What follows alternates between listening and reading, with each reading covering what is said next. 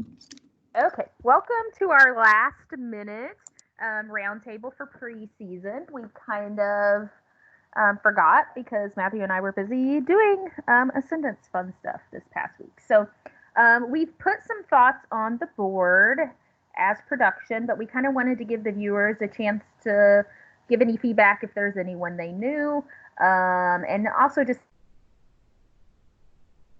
about how we think or why we think what we think. And maybe I probably should have held my draft until after this call, but I did not. So first, we're going to start in alphabetical order. So Alex Viver is first. I think most of us know Alex, but does anybody want to give any insight? Have they played games with him, etc.?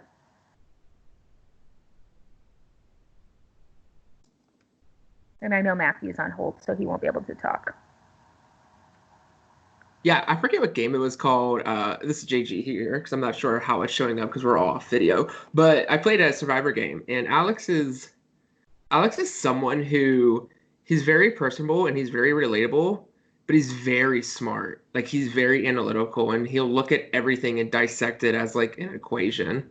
And I think that's something that stands out for most people because they're strategic people, but then there's strategic people, and Alex is one of those people. I actually played a Survivor game with him as well. I thought since he hosted me, maybe we would play a little more closely together, but we ended up on opposite sides of the very first vote when he blindsided my closest ally, Peyton. We talked quite a bit, and he was frustrated he did not find the idol that I had found, which he didn't know about. And was kind of surprised that he hadn't got to it first. And he just played Power where he got two of the tribes' idols. There were three tribes. He got his and swapped and then got theirs as soon as he swapped as well and got voted out with both of them. So I do think in the game where there are hidden powers, he might have a little bit of maybe an edge, especially because his hours seem to be 24 and he seems to be awake all the time. But I do also know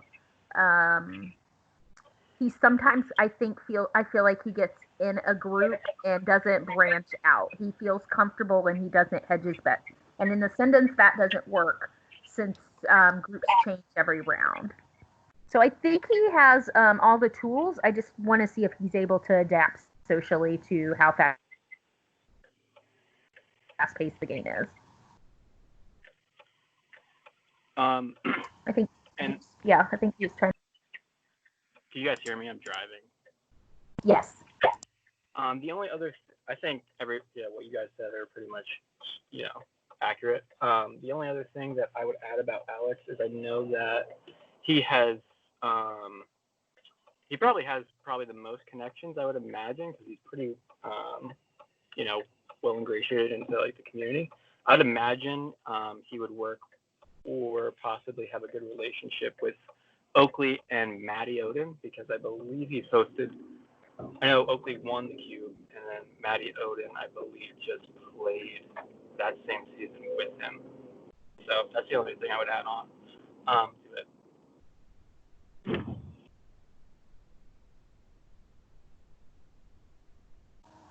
Emily or anybody else have any thoughts? And Matthew, if you're not on the call. I will be interested to see if like Alex teams up with Oakley, because I don't know. Oakley was. I played the season of the Cube with Oakley where he won, and I don't know if Alex was super impressed by his gameplay or not. So it'll be interesting to see what happens with that. But just judging by the level, like Alex puts into some of his challenges, like designing some of those wheels and stuff, I could definitely see like how he's probably going to be super strategic. So I don't know. I'm hoping he does well and doesn't get like targeted early.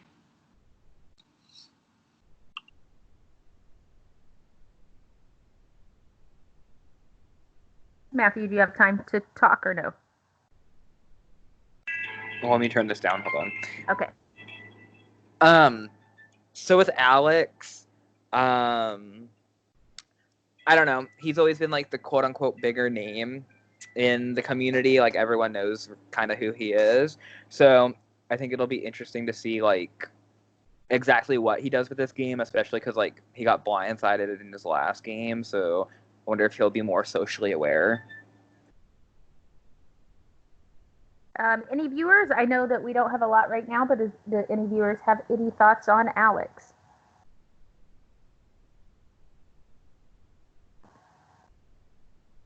I think you both said you couldn't talk, so. All right, next, I think someone else we all know. He's actually also hosted at least Duke and I and Matthew. So Bill is next in alphabetical order. I played my first game with Bill, and I was in an alliance with him at the swap out of necessity. He's someone I targeted round one, but then we had someone that was inactive that ended up getting the boot. So I ended up with Bill in a final 5, and at 5, he volunteered to leave. He thought everyone else, quote unquote, deserved to be there more. He plays just for kind of social connections. I put Bill on my draft, not because I think he wins, because I think that in most games he sacrifices himself for his allies. But he does have the social skills, I feel like, to get deep in most every game, as long as his alliance doesn't tank. I'm hoping with how social he is and the fact that the game swaps so often that he might have some of those webs of connections to make it. That's all I have. So I'm probably the least familiar with Bill, actually. I really just know of him. I've seen the name, heard the name, and I was really impressed watching the interview. He comes off very genuine. And I think with Ascendance, with the game constantly changing and the rounds that are always evolving and the groups are always changing, being genuine and being just a really like down to earth, like someone who's loyal and that you can trust, it goes a long way in Ascendance because of how so much is changing. If you could find that one or two people that you can call your rock, that goes a long way. I think what's going to really help Bill is that I think people are going to leave him in the game too long. I think people are going to really connect with him and keep him in. And if he stays in the game long enough, I think he has a shot, unless he self-sacrifices himself again. I think he has a shot of going really far. I also will pair that. I'm getting a little bit of a shell shock because I picked Stevie for almost the same reason. And Stevie has wild game and tanked my draft last season. But Bill is very similar to where when I say I've never seen anyone as nice as Stevie, I've never seen anyone as happy as Bill. Like he just genuinely like a happy, positive person. So yeah, I agree that I think he comes off more genuine than Stevie does. So I think that will help him. Duke? I'm actually really excited to see how Bill actually plays this game because I feel like, correct me if I'm wrong, I feel like he plays mainly like Facebook stuff, right? I did see him play. Yes, he's played a few Control. Skype, but Yeah. But I think this format's gonna really help him. I didn't because I think he's gonna be like one of those people that are like all over the place, social, and be talking to everyone. And I really, I mentioned this earlier, I feel like he's going to get along with my brother and Lana just based on like common interests. So I really want to see if that actually, formulates or whatnot. But I do think his downfall is going to be, being too like, I feel like he has too big of a heart, and I feel like he'll just kind of, I didn't know he would self-sacrifice, but I mean, I could see it. He's just so, caring, I guess. So, should be interesting. oh, Peyton's joined. We're talking about Bill, if you know Bill Lucio, or have any thoughts.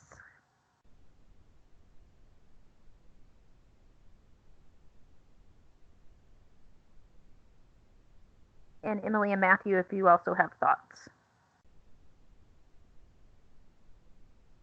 I mean, I haven't played his game, but just going from his intro video, he did have like such a good energy that it did remind me of Stevie a little bit. But yeah, I do agree with Nicole. I think you're the one who just said it, that I think he's going to come across a little more genuine than Stevie. Poor Stevie, that was so sad.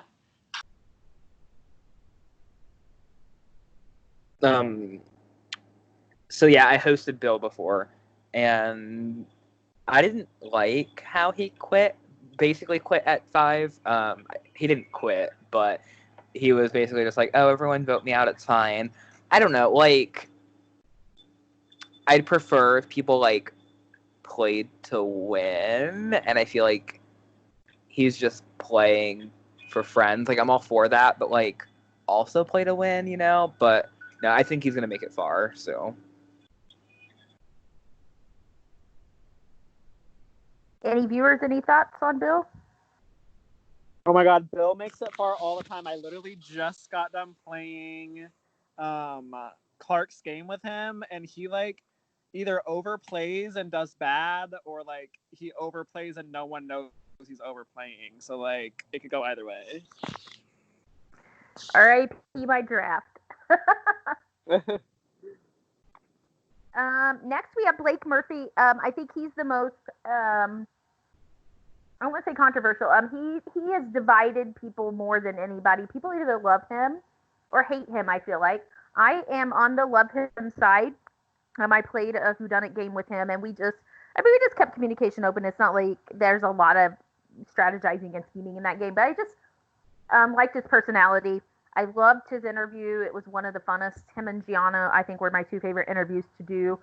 And then he's hosting me right now, and in his prod chat already, just life of the party, very kind, funny, friendly, always trying to tell a joke, make people laugh. So I'm on Team Blake. I'm worried about Blake's game. I think he will be a little bit chaotic. I think the cast is going to love him or hate him, and he probably will get swap fucked at some point.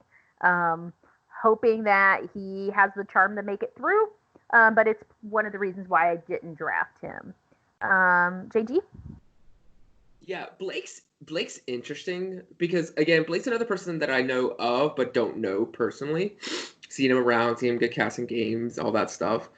And I was watching the interview, and it starts off like, oh, wow, yeah, Blake's going to be a threat. Blake's going to go really far. And as he goes on, he talks about how he has a short fuse, how he can just pop off, and he's sassy. And I'm just like, girl, like, that is great for the feeds. That is great for entertainment. But I don't know if you're going to win, Blake. I love you. You give off such great energy, but I think what's going to happen is he's going to start out really strong, put himself in great position, and then we know how Ascendance goes. It takes that one blind side, and boom, the game is shaken up. Blake is popping off. Blake gets screwed, like you said, and now Blake is out of the game. Like, I think Blake is going to be amazing to watch, but with a short fuse, it doesn't go well with Ascendance.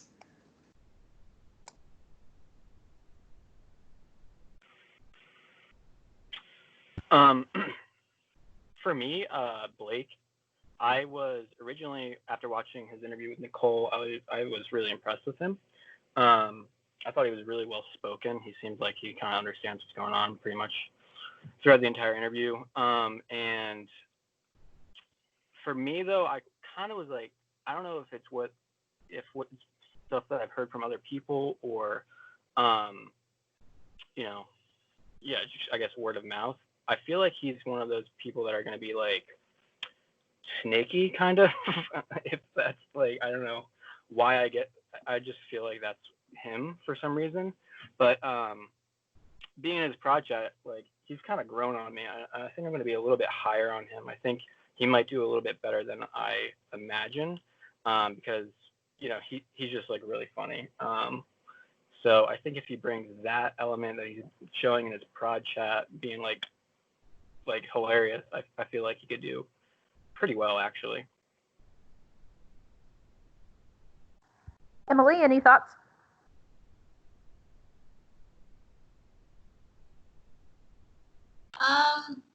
Not really any new thoughts. I mean, because all I did was just watch his video as well, so I did kind of have the same reaction as what I think JG just said, which is, you know, the second anyone's like they're gonna pop off, I'm like, well, it'll be fun for us, but that, you know, I mean, putting a target on your back, I mean, anyone jumps at the chance to grab a name sometimes in these rounds, so I don't know, we'll see. Matthew? So Blake is another one that I've hosted before, and that whole preseason, I was like, oh, he's going to do so well. He's going to do so well. And then he popped off and he was like third boot. So if he could keep his composure, I feel like he's going to do decently well. But like knowing Blake, he can't keep his composure that long. So he's probably going to say some shit that people aren't going to like. And that's what's going to screw it all up for him. But I hope he does do well because like he's a really good player when he tries. So I know Jabbar is close to Blake, I believe. I don't know if he has any thoughts, and I also think Peyton has played with him. Oh, yeah. I think that in games, Blake is a wild animal who should not be let anywhere near a final because he'll probably win. He has no true loyalty to anybody but himself, really. And I think that in a game like this, it works because you always have to be self-serving. So I think that that can definitely work in his favor. He has a really good way of making you feel bad for some things that he will also consider doing. Like he has a really good way of making you feel guilty for things that he probably would be planning to do to you in the future. And he's also a great charmer, but he does have, a wild side to him as well. So it just depends on if he wants to come into this game and give it his all, because if he does, he'll probably make it far. He tends to make it far in a lot of games. But if he decides to snap out and people look at him like he's fucking crazy, then yikes, it's not going to end well for him, probably.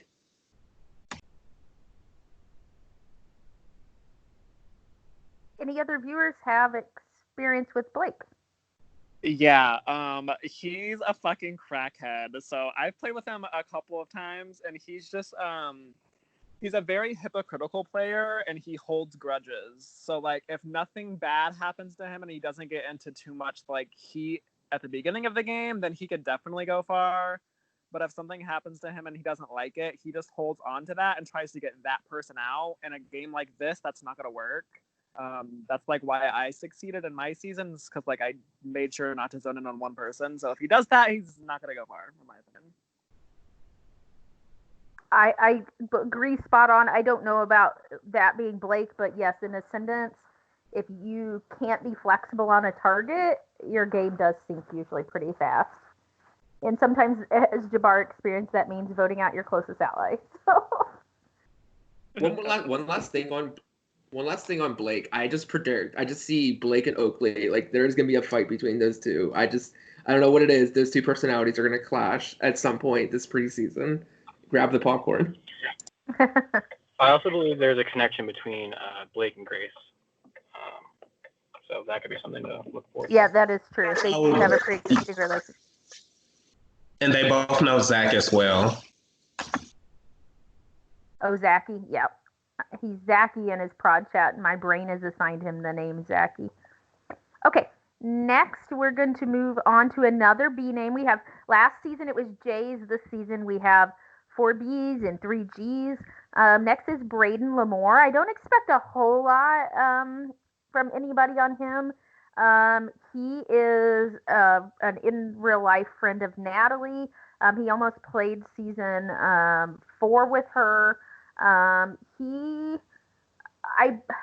concerned. The only experience I've had with him, he was extremely inebriated, and he likes to party a lot, it sounds like, but he's extremely excited about this game. I am a little concerned that he doesn't understand mechanics of not just Ascendance, but reality games in general. It took 4 times to get him to understand what voting in the jury was. He kept telling us who he was going to vote out, and we kept saying, but you're not in the game anymore. So I am a little concerned that the game's going to kick him in the ass. I don't think he's going to know how to play the powers. We'll talk about Lana a little bit in the future, who isn't going to, I think, be blindsided by the powers, just based on what we've seen in her project. I think Braden's going to be really green, and that could bite him in the ass. I kind of see maybe a Josh Vidiello situation where he's going to overplay and not understand the dynamics. JG? Yeah, Braden, I think I'm a little bit higher on Braden. I don't know why. I saw some potential there, and I think what's interesting, I think it's because of the cast. I think you throw Braden in with almost any other cast, and yeah, it's gonna be not gonna look too pretty for Braden probably. But I think because of the fact that there is so many well-known players in the org community in this season, so many big targets. I think if Braden can just survive one round, find that one person that he can just kind of, I don't want to say sheep because sheep has such a negative connotation, but someone that he could, be under the wing of and really work with, I think Braden could be that person that goes really far, that he might not necessarily know what he's exactly doing round by round, but people don't see him as a threat. People just like, oh yeah, there's Braden. He's a number. He's there. He's going to vote with us. And if he could just find that one person and then essentially that group, I think he has that potential of not being that huge target, not being that threat, versus like someone we'll talk like later, Lena, who is I think the exact opposite scenario. Duke? Braden, his interview was one of my favorite. So witness. I'm so excited to watch, just to see like what he like does in general. Because like Nicole said, I feel like he didn't really understand. I don't think he's gonna understand like much of the format at all, and it's gonna just be fun to watch, I feel like. But I feel like in general he seems like such a nice person, and I feel like he has good social skills. I just don't know if he like understands the game much at all. But I think Gigi's right. If he hops under somebody's wing, I think that's his route, until he kind of like understands what's going on. But I'm not really high on him. I'd like to see a couple rounds to see how he ends up figuring out what's going on first.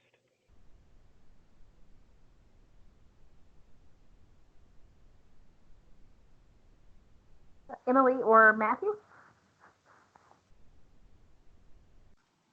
I would say I'm pretty high on him. I mean, because like everyone's been saying, it's,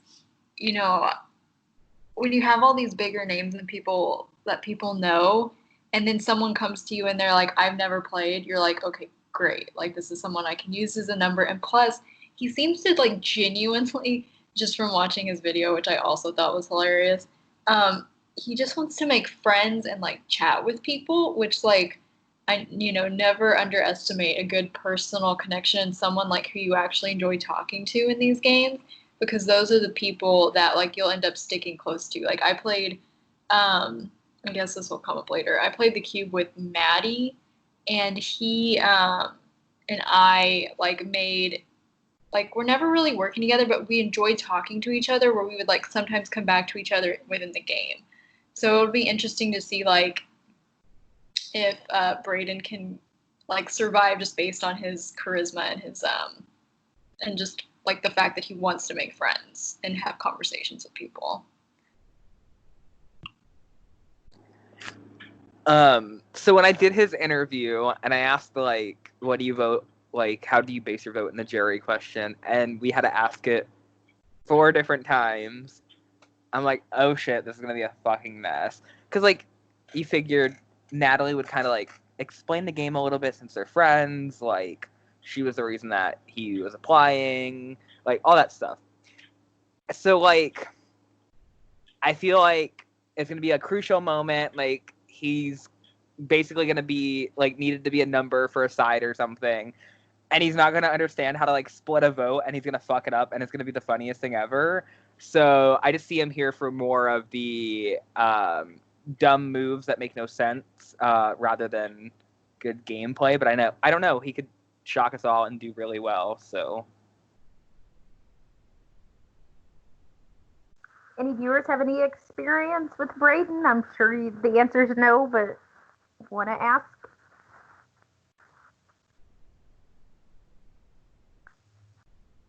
Okay, we'll move on. Our last B name is Brandon Gianni. Not gonna lie, if you're listening, Brandon, I was not a fan of casting you. I was in the VL for Power. You were kind of a crackhead, um, which is probably great as a viewer. I think Ascendance is really going to stress you out, and I'm kind of a little bit worried for Brandon's mental health, and I mean that in kind of a genuine way. He doesn't do well when he is a swing vote. He doesn't do well or enjoy kind of external pressure being put on him. And I think he plays better when he's in an alliance and kind of knows where the votes are going to be. And as we all know, in Ascendance, you never really know where the votes are going to be. The vote doesn't usually even land until a couple hours before elimination. And I think this game is going to extremely stress him out. I hope he has a good time. I hope he enjoys it, and I hope it's a positive experience for him. But I think this format is not going to be, it's not going to play into his strengths. JG? Ooh. So I watched his interview, and this is someone I've never heard of, don't know anything with. I just fell so much in love. Like, he has a very, very likable personality. He does have a lot of high energy, and I think what's going to be hard is I don't see he's going to be able to get that footing. If he can get that footing, then I think he's going to be fine. But I think because of the fact that Ascendance is ever, we keep saying this over and over, it's a game that constantly changes. Nothing is ever the same. And I don't think he's going to be able to find that footing. And I don't think he's going to be first boot. But I think it's going to be definitely early. But if he can get that footing somehow, and he's able to get those people, he has potential. Like I said, he's very likable, very personable, very high energy, which can go a long way because at least if you can bring some positivity, sometimes that's enough to keep you in the game a little bit longer than someone else.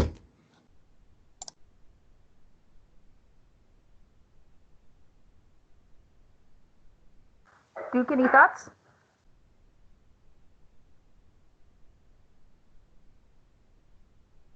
Duke ain't here, girl. Well, I can't see that, so you go. Oh, we're gonna skip Emily, okay?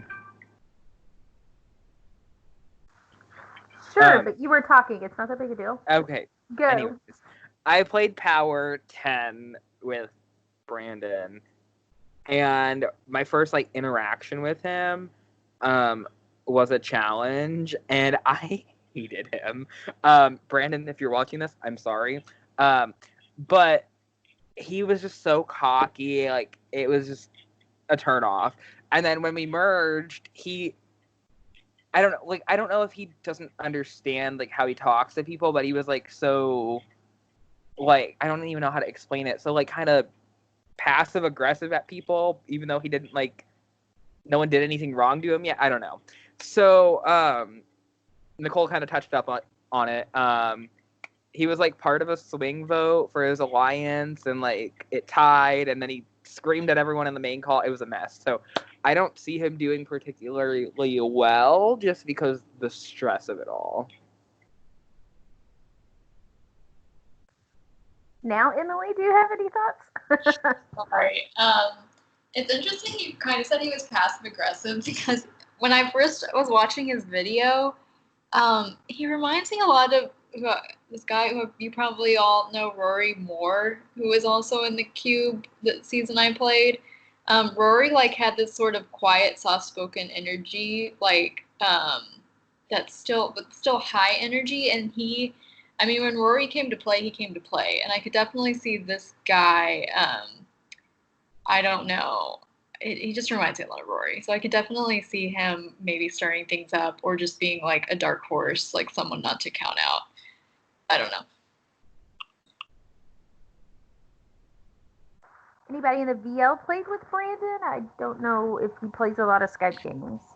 I've never played with him, but I feel like there's been a lot of talk about not being able to get your footing or not knowing what's going on, and just judging by some of the past seasons, obviously season 1 no one knew what the fuck was going on, but each season has including been the host, right? Nobody knew. Oh my god.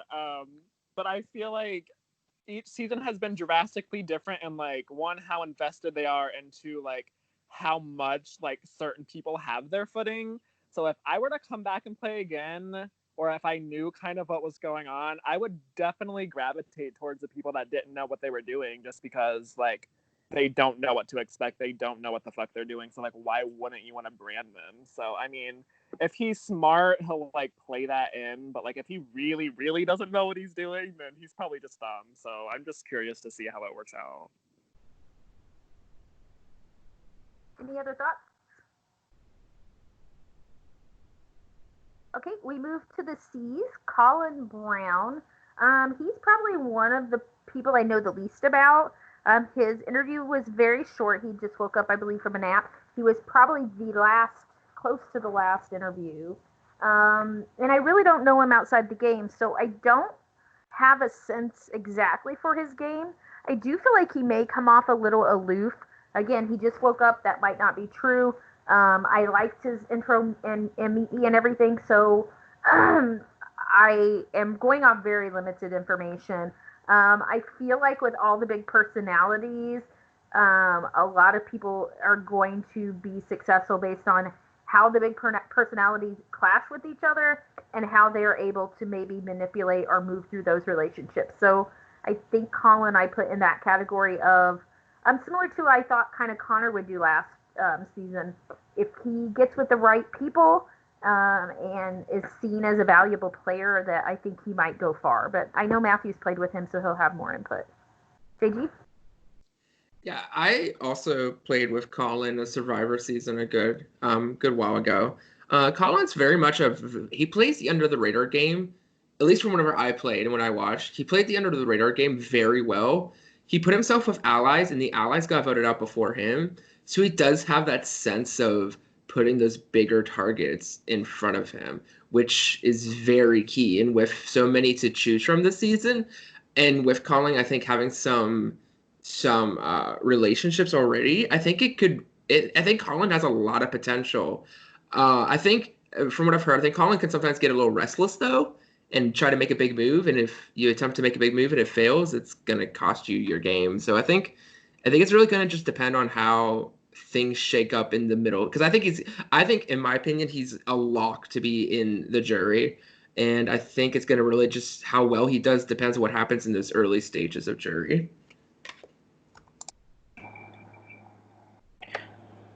So yeah, I played with Colin before, and I loved like talking to him like on a personal level, just like, you know, every day, just, oh hey, like what's up, just conversations. But like he didn't do a ton of like game talk, and I feel like that's probably where he's gonna get like kind of screwed over, because like eventually people are gonna be like, well, it's nice to have like people that we talk to, but like let's get down to business, and Colin won't really do that.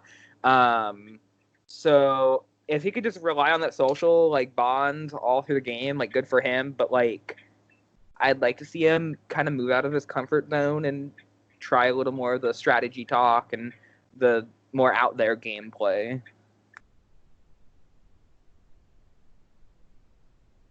Emily? I think Duke's still gone. I mean, I don't really have anything to add because I just watched a little of his Meet Me video, so carry on. Anybody in the VL have experience with Colin? I literally, so I'm in Survive the Magic right now, and he literally just got voted out of that. I voted him out of it. So his problem in that game, and I'm sure it's going to carry into this one, he just talked about his sleeping schedule being like fucked up, and I was like, same sis, but like play the game. But his problem with me was that everyone loved talking to him, but it literally didn't go anywhere. So there's a difference between having a social game and talking to people and talking to people just because you're bored and you want to talk to people. So I mean, if he carries it into like actually having a social gameplay, then I think he can go far. But if he plays how he did in Survive the Magic, he's going to be an early boot again, especially in a game like Ascendant that's constantly changing and it constantly needs to have different strategy talks. So I don't know about him, sis. Okay, next is Corey Morgan. Corey was an alternate last season. He was extremely excited, got his stuff in early. So he was one of our first applicants to this season. So we wanted to go ahead and give him a shot. He is hosting, I think, Perception and helping out on some hosting teams now. I've heard he's played for many years but took a break. He claims he's trying to reinvent himself. So if anyone knows past Corey, supposedly he's playing very differently now. I'm not sure what that means. I am a little concerned because he was in a game that he kind of dropped out of here I guess yesterday. But he says he's here to put his all into Ascendance. He's very friendly. I don't know what personality his prior games were, so I don't know if Alex or some of the other people that have been around for a while have a negative perception on him and whether that will follow him into the game. But at least he's able to, one, I think, work with a few personalities that he already knows, and I think two, hope to get maybe a good tribe split so he can develop some new relationships. I'm not confident that he's going to do extremely well, to be honest. I think he might end up just outside of an early vote. JD? Yeah, so Corey's one that I don't know much about. So I really paid attention to his interview, and I think the things that I could see that he could come off as a pretty solid, consistent player. But when he keeps bringing up things such as like he's abrasive and he needs to work with someone who can calm him down, those are things that looking at this cast as a whole, there's not many calm people. There's a lot of loud people. There's not many calm people. So if he's looking for some, it's gonna be hard. And I just get the feeling he's just gonna rub people the wrong way. Like he definitely seems like a really cool guy. Like yeah, I'm gonna go grab a beer with. But with a game, I don't know. Like I don't think there's much room for him to work with this season. I mean, it's gonna be fun to watch to see if he can overcome this and go far. But just at this initial stage right now, I think he has an uphill battle to climb.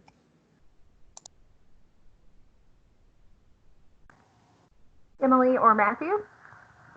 Yeah, so Corey was one of the people I was like, should we cast? Because, like, I don't know. He doesn't seem like a great fit for the cast, but, like, then again, we don't need all, like, over-the-top people or all, like, big names or stuff like that. So, like, I'm hoping he proves me wrong, but something that just rubbed me wrong was him just quitting a game. So, like, I don't know the exact reason for it, but my, like, little thing is don't sign up for a game if you're just going to quit it. So I'm just hoping that he doesn't quit. So that's all of the hope I have for him. Emily or anybody from the VO? I mean, yeah, I guess I don't really have anything to add other than, like, I mean, I don't know. Yeah, I mean, he seems like he might be an early boot, but hopefully I'm wrong. I don't know. I just played a game with him as well. I played Perception with him, and literally the first thing that everyone in the whole cast agreed on was that he was not personable and that we didn't like him. But we wanted to keep him as a shield. So if he plays that up, then maybe. But he also threatened to quit that game multiple times, and he also I think, Nicole, when you were talking about how he was trying to like rebrand himself or something, I think it's because he like the last few games he played, he like personally attacked people and like called them bitches and cunts and stuff, but like not in a funny way, like in a like I hate you way, which really rubbed me the wrong way. And everyone knows me. I like to talk and I like to like have a social game with everyone, and I couldn't even get on a one-on-one call with him. So like if unless he's drastically 100% getting cosmetic surgery on his insides, then I don't think he's gonna go far.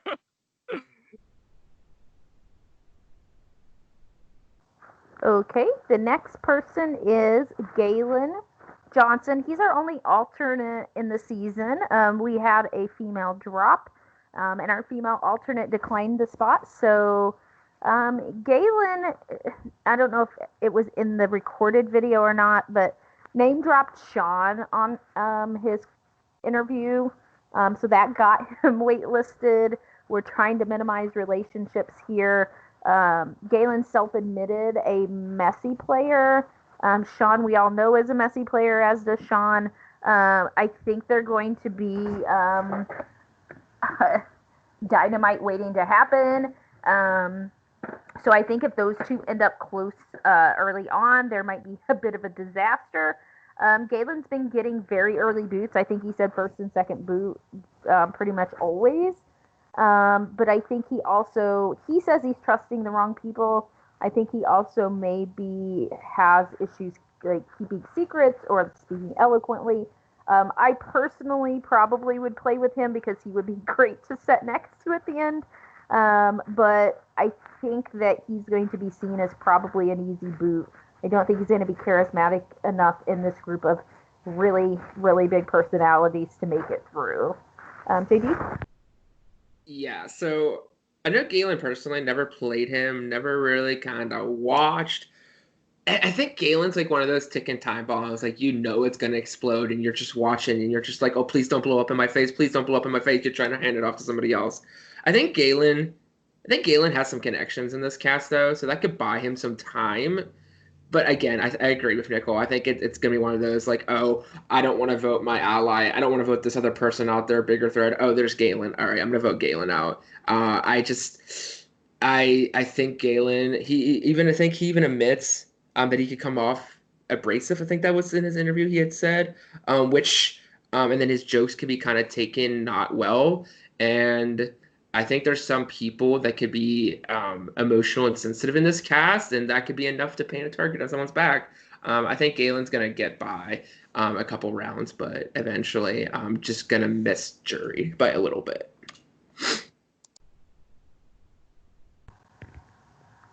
Matthew or Emily? So with Galen, I don't know, like, I obviously didn't like the fact that Sean was like trying to get people to play for, obviously work with him. But all that I've seen from Galen is like early boots, and it's every time it's like, oh, you haven't connected well with people and all that stuff. So like, I'm hoping this game is different for him, but I don't have the highest of hopes just because it's every single game that it's always you're not connecting well, you're not like all that stuff. So I don't know. Let's hope that Ascendance is different. That's such a bummer to hear because just from his Meet Me video, like when I was watching it, I was like, this is someone who I would probably instantly reach out to and be like, hey, like your energy, let's team up.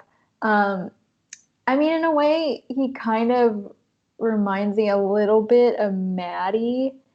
So I do wonder if maybe, I don't know if they've played together or not, but maybe they'll team up and, I don't know, do something. But what a bummer. I hope he's not first boot because he seems like he'll be so fun to watch.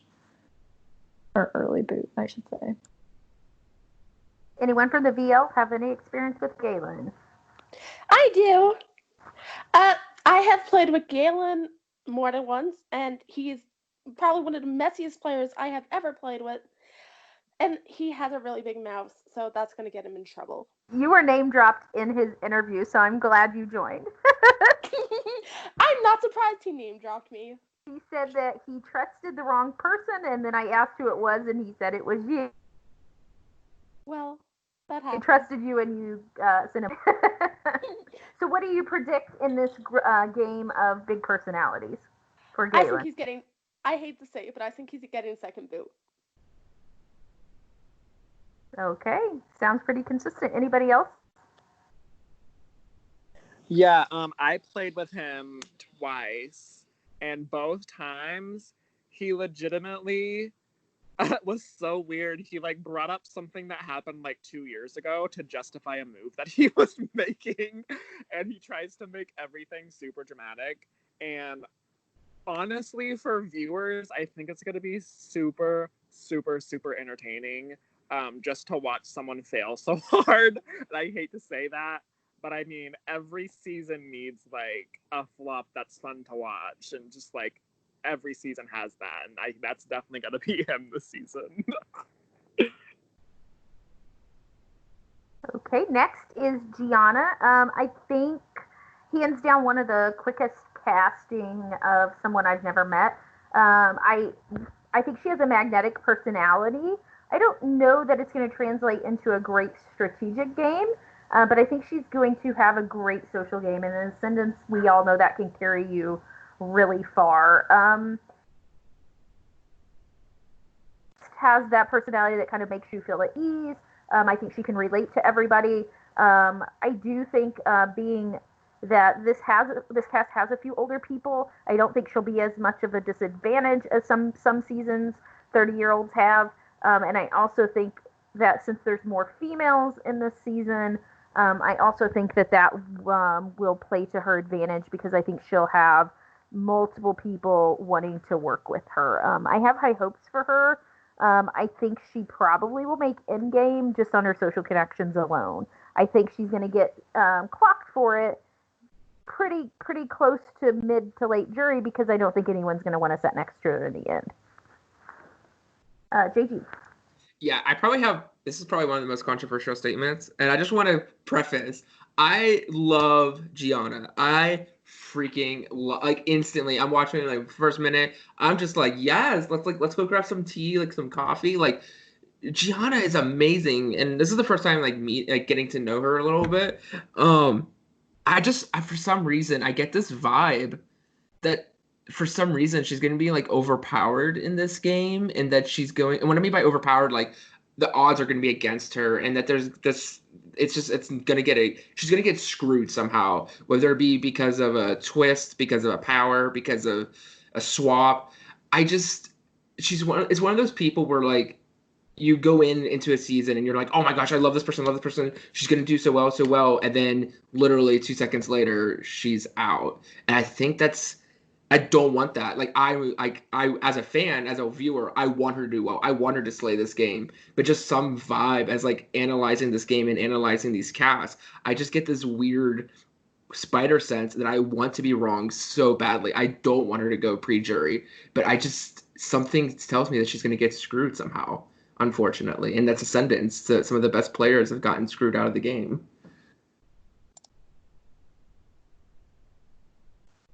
Papa? He said, "Be right back." I'll just go off of that. Because man, I hope that doesn't happen. But I definitely see what you're saying. Like, because I think people will be able to see she's obviously going to be very social savvy early on. That I could definitely see one of these twists just coming up and people taking it as the chance to strike, which would be unfortunate. But I don't know. I mean, I don't know. Maybe I'd be curious to see like what her, like how strategic she's going to be, because maybe that'll end up saving her. I hope she does well.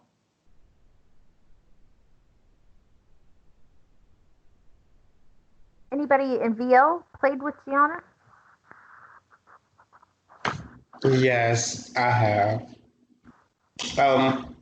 Gianna is very, very likable. The minute that I got to talk to her, like on call, I was in love with her. She's so nice. She's so cool.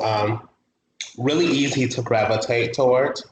But there's also a side of Gianna that I also witnessed while I was in that game, and it's that like she kind of is on the emotional side, which I don't think is necessarily a bad thing per se, but I think that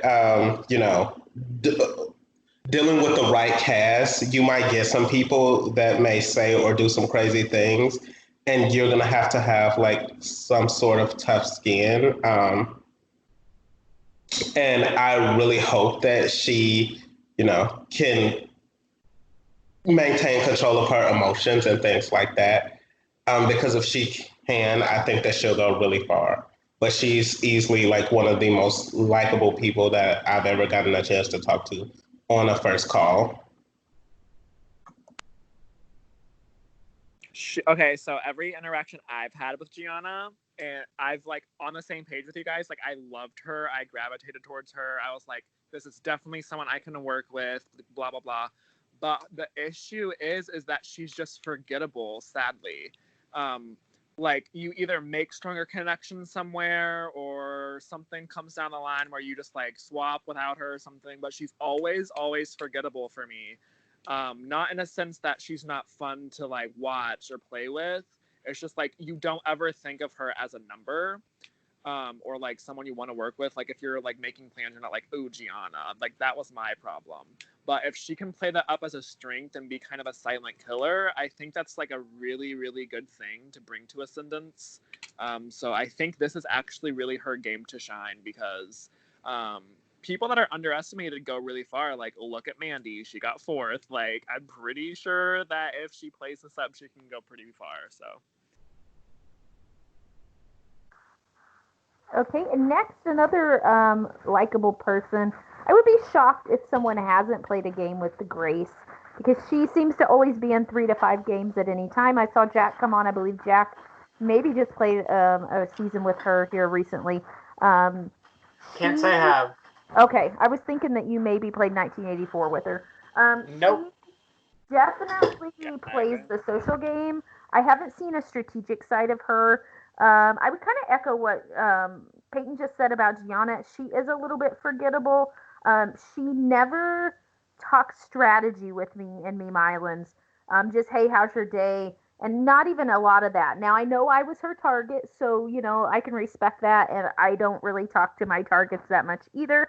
Not to give away too much gameplay, but I feel like she is a consistent final player, but I think it's because people think that they can beat her. And I think a lot of times they're wrong because she has won quite a few games, but she also has gotten runner-up quite a few times. So I think it's really going to depend on if she leans on the social aspect or if she really leans into the strategy that you can play in Ascendance to kind of get targets out in an unconventional way. JB? Yeah, Grace is interesting because I think Grace has a lot of potential and she can be a really dangerous player from what I've seen. I think it's going to be really key that she makes some of these early relationships. If she's constantly getting switched around and is constantly being forced to continuously make these new relationships, I think that's where her game is going to downfall a little bit. And I think with the record of being very dominant in the end and with quite a bit of people who are very familiar with this community, I think she could be very easily taken out right before the jury phase and be seen as that perfect person. Like, oh, got to take her out right now. This is the last chance we got. This is it. We got to take that shot. I really got good vibes from Grace though, and she's definitely another one of those people I'm excited to watch, and it's gonna be a really good fit with this cast for sure.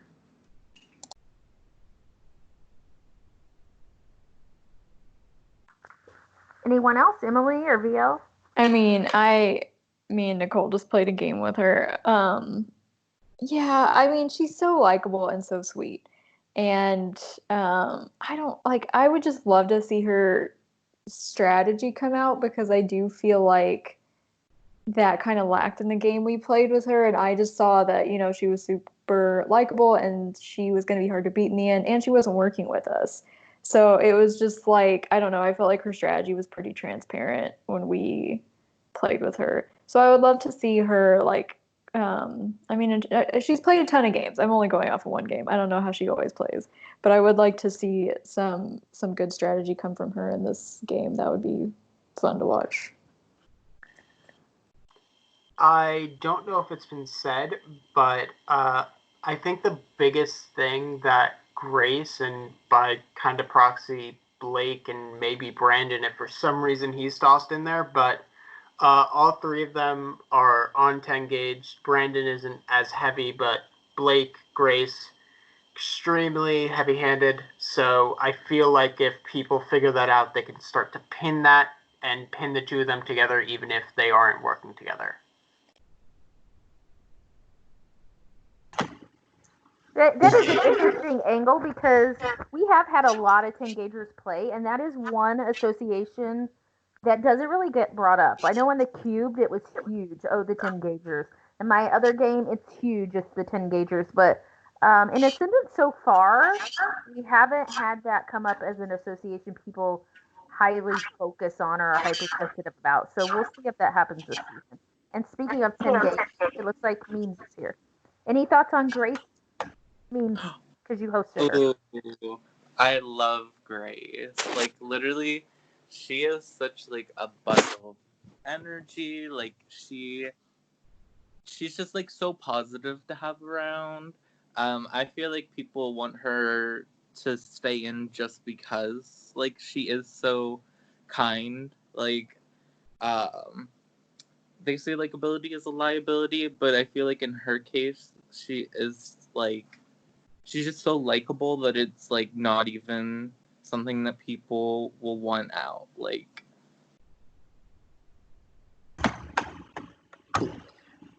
Oh, I have something to say about Grace too. Like because Go for it. Grace actually beat me in a final. That is shocking. Wow. Yeah, she beat me by one vote. And it was definitely, I can see what you guys are saying because throughout games, it's like Grace is hands down likable. So you kind of want to keep her around just because she's so much freaking fun. Um, and Grace, the biggest danger that Grace is if she gets close to the end where she can build up steam and she actually can see a way to win for herself.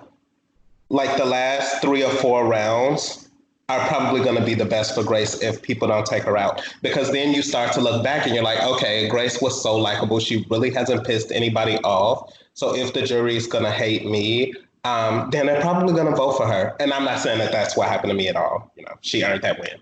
And to piggyback kind of like off of what Nicole was saying about the whole 10-gauger thing, and that not being a really big target in ascendance, I think it's more so because in most seasons, the 10 gaugers haven't really had any type of obligation to just flat out work together. But I think that with this group of 10 gaugers, the fact that you have Brandon, Blake, Grace, and even Zach to an extent, who they're all like, they were a part of a friend group all together at one point. You know, I think that it can definitely be something that can work out for this group. And out of all of them, I think that Grace is going to be the glue that can keep all of those people together because of her personality.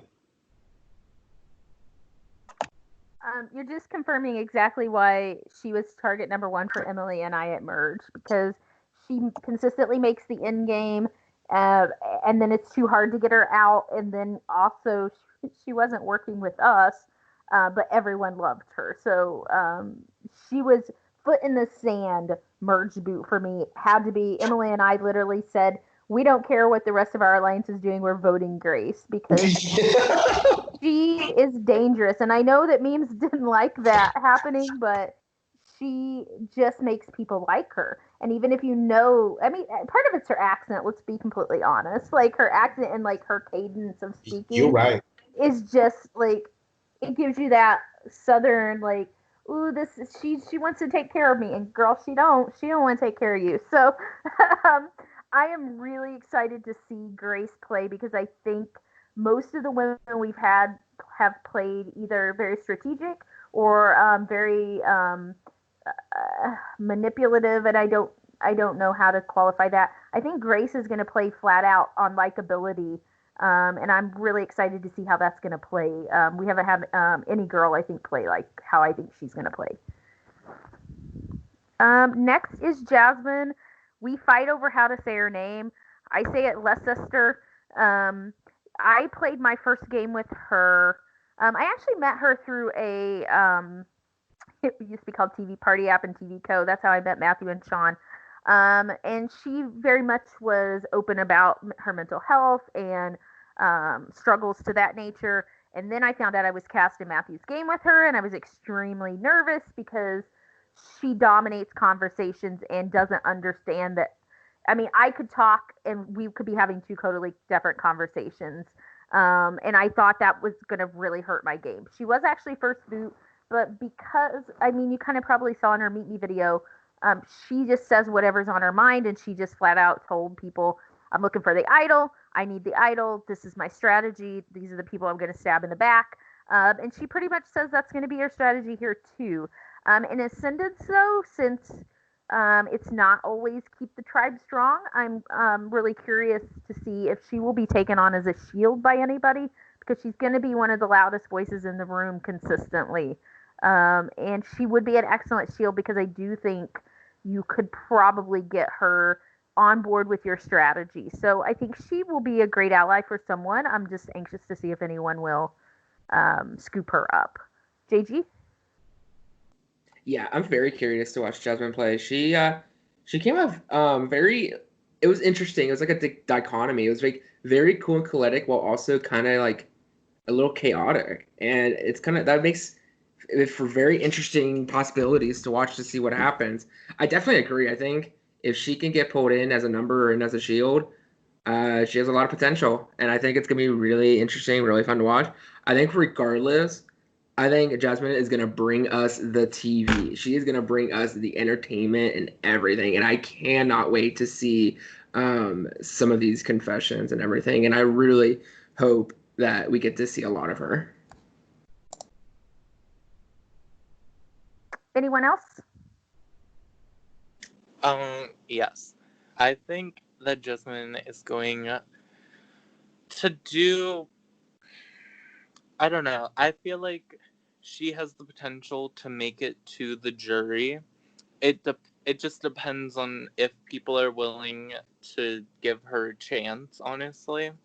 Um, she's like such a nice person, but I feel like some people will struggle with her just saying whatever comes to her mind and rambling on.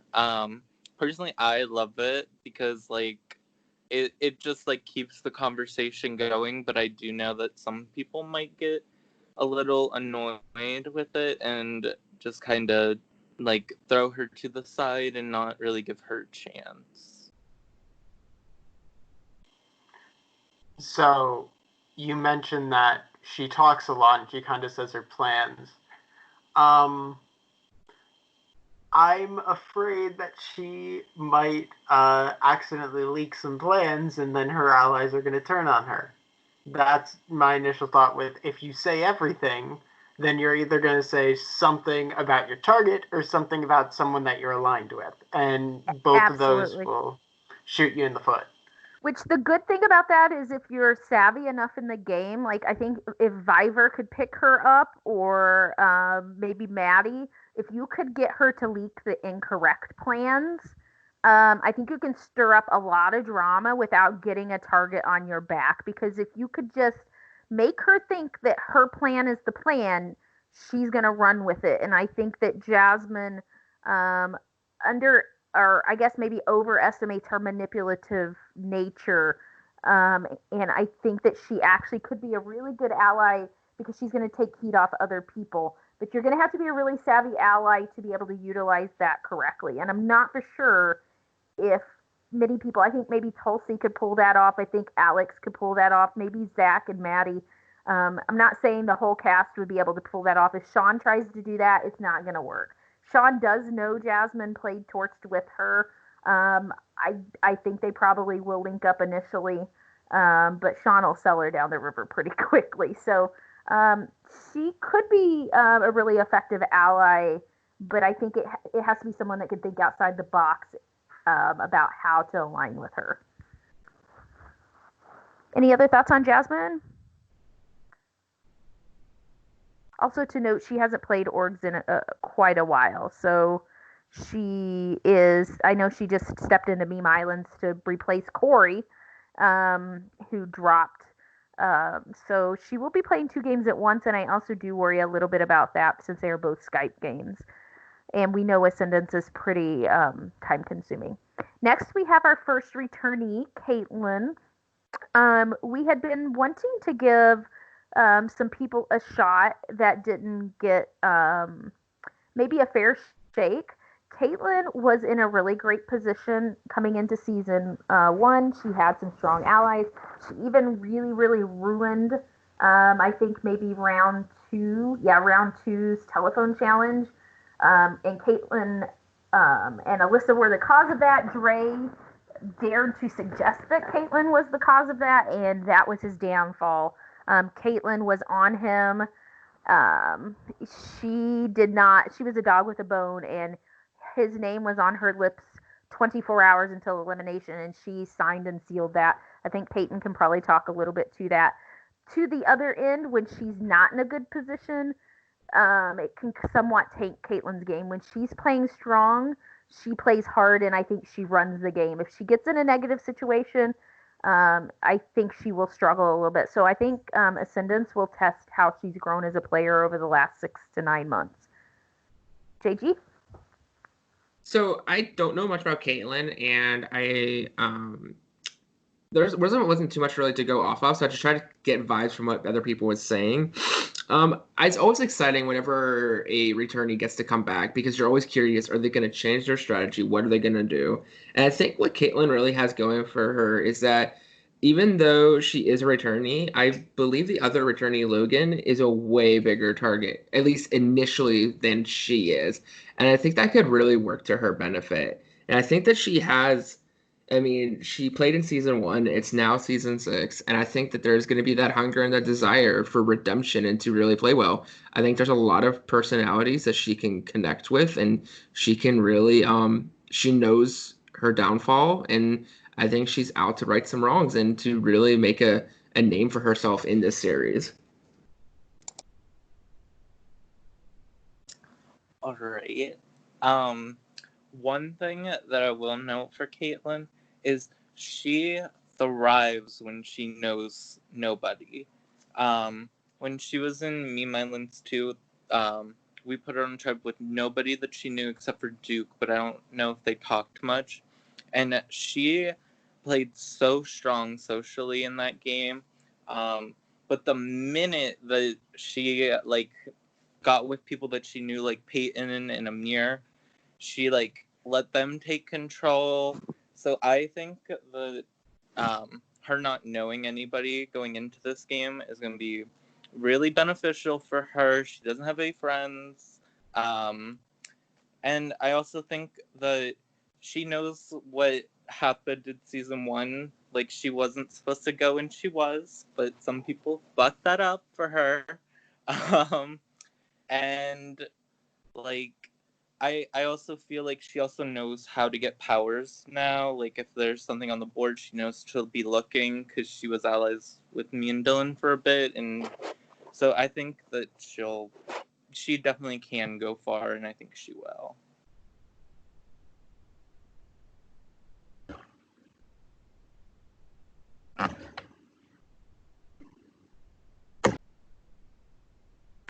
Anybody have any other thoughts? Yeah, like I don't know, Caitlin, but Jordan actually brought up a really important thing to note that I also noticed in season 4. Almost all of the initial powers were found by season 1. Like the returnees from season 1, they dominated in finding all of the powers and all of the advantages. And I think that that's something that the returnees definitely have a leg up in, is sitting up for maybe 2 or 3 hours with nothing else to do and finding maybe 3 or 4 or 5 advantages like within the first 2 or 3 days. And if she's anything like the people from season 1 that were on season 4, then she's going to be a beast at finding those powers really early.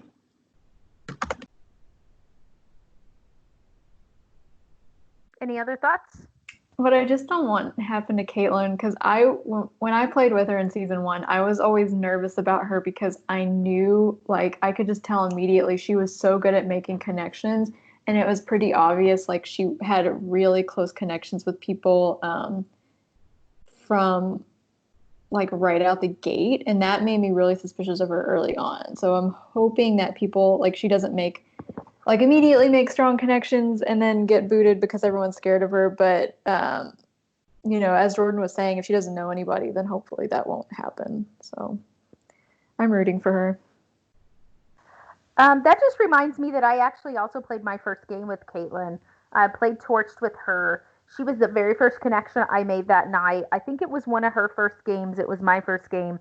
And she played very innocent, I'm nervous. I want to get in a group. How do we get in a group? Do we just ask to get in a group? And she really made me, she disarmed me by playing unsure, making me think she needed my help. And I think that after you know her, you can see that that's a ploy. But I think with all these new people, especially like Braden, I think she'll be able to play him like a fiddle.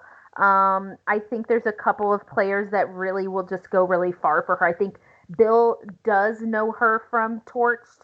Sean knows her from Torched, although Sean didn't get swapped with her. But Bill was on Initial Tribe with her. But he didn't see her as threatening. She had to leave due to school commitments. So I think she will have some social connections, and Bill's not going to step on any toes. So I think she might actually pull in Jasmine. Now that I think about what I was saying before, she will be able to bring up Torched, and she may be the one that drives Jasmine and is a good ally with Jasmine. I'm really excited to see her play. I hope she puts her all into it because we're excited to have her back. Any other thoughts on her? Next, we have 5 women in a row. 5 of our 6 women. Lana, I believe it's Lana, not Lana, but I wasn't fully paying attention when she introduced herself. I know you guys are really excited about her, so I'll let like some of you guys kind of talk about where you think she's going to go. My gut is she's going to overplay. I think she also is going to. I mean, this is her first org. She's not going to understand that this community is dominated by gay males, and I think she's thinking she's going to be able to come in and flirt and kind of work men and be best friends with the women. And I think most of the women in here probably aren't going to fall for it. I know the men aren't going to fall for it. So I think she's going to have to adjust on the fly. I also think that she's doing an excellent amount of research, but sometimes I think that kind of screws you because in Ascendance, it's always different every season. And if you go in with expectations, sometimes that ends up screwing you, which I also will talk about with Sean in a little bit. I think she's going to be a great org player. I just don't know if Ascendance. I'm gonna walk this back to say I don't think Ascendance is great as your first game, but Emily killed it. So like it can be a great first game. Jeff did great with Ascendance as his first game. So she very well could do very well. I know a lot of you love her. I'm kind of on Alyssa's same page where I think she might overplay her hand and then have to scramble to downplay her threat level, especially if she lets it slip that she knows Ascendant. She's been on the wiki. She's been investigating people. If she trusts the wrong person, I think she could be in a bad spot early on. JG? Oh my goodness. Well, Nicole, I just have to say, I'm a gay man and I'm in love with Lana. Like, oh my gosh, like. But she ain't gonna flirt with you and send you kissy faces like I do to Rocky. Fair point. But still, like, there is, okay, first of all, she's Pennsylvania, so yes, go Pennsylvania. I think it just, the way that she held herself, the way that she talked, she says that she's a music teacher for children, which that has to have a lot of patience, and I think that's huge. And I think the fact that with so many of these, we keep bringing it up that this is going to be a season that has a lot of familiar faces. With someone who isn't familiar and that she does have the awareness, she is a fan of Survivor and Big Brother. She knows how kind of reality TV works, which obviously we all know it's different from orgs. I see so much strong potential, and I think with a cast, I think. Yes, these first 2 rounds are going to be really telling, and I definitely, especially seeing what we've seen so far, there's going to be some chance here for overplaying and being anxious and going way too hard early. But I think she's going to go super, super far. I think her biggest downfall is that because of the fact that if she does go super far, she is going to be seen as that super lovable, charming jury threat that she's going to be taking out like 4 for 3rd place. Like, you're not going to want to sit next to her at finale because she's going to win every single one of those votes. I'm so high. And I think it could be very dangerous to like research, but like for someone who's never played in Oregon for nothing, like she's got commitment, and I think it's commitment to win this game, and I'm ready to watch this because I'm Team Lana all the way. One thing about the research that I really enjoy is that she knows that you guys always do an opening vote, so if you do that this time, I feel like she definitely will go for that. And I think that that's not a bad thing, honestly. Like, I feel like being the first, like, captain usually isn't, like, a death sentence. But, I mean, I do see where you guys are coming from, where she could overplay.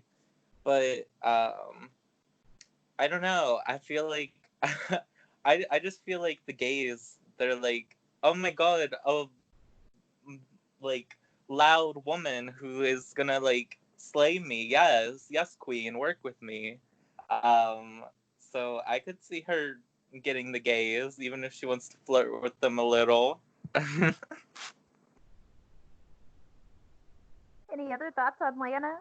I know you all are going to love her, and I'm rooting for her to do well because I want her to have fun. The same reason why I recruited Tulsi. I love strong females, and we need more of them, and I hope she loves it and does well. But I see a little bit of Alyssa in her, and Alyssa does really good in Tumblr games. But Skype games, she struggles, and I think Lana might struggle in the same way. Shut up, Jordan. Mandy got dragged to the end. But I love you, Mandy. You're my best friend. Any other Lana thoughts? Positive, negative, or neutral? I mean, I will say the reason I did well for my first game is because, I mean, I didn't do a lot of, well, there wasn't anything to research because it was the first season, but I felt like I was overplaying a lot of the time, and I got fairly far. Like, but I don't know. Like, the fact that she's doing research really encourages me. Like, I hope it helps her, especially since it's her first one. So I think the research is going to help because correct me if I'm wrong, but a lot of the times, not only are the powers similar from season to season, or at least generally similar, like 3 or 4 of them will be about the same, but also how they're hidden is about the same. So if she's looking into how those powers are being hidden or distributed, whether it be, oh, you are first in a challenge, or oh, these 2 profiles changed, I think that could definitely help. One other thing, if she's overplaying, I think she'll be able to make up for that with her charisma, because damn, she has a lot of power behind her voice. Yes, agree. She is in acting, so I think that will help her as long as she doesn't let people know that. I want to let you in on 2 secrets. I see JG has some thoughts, though.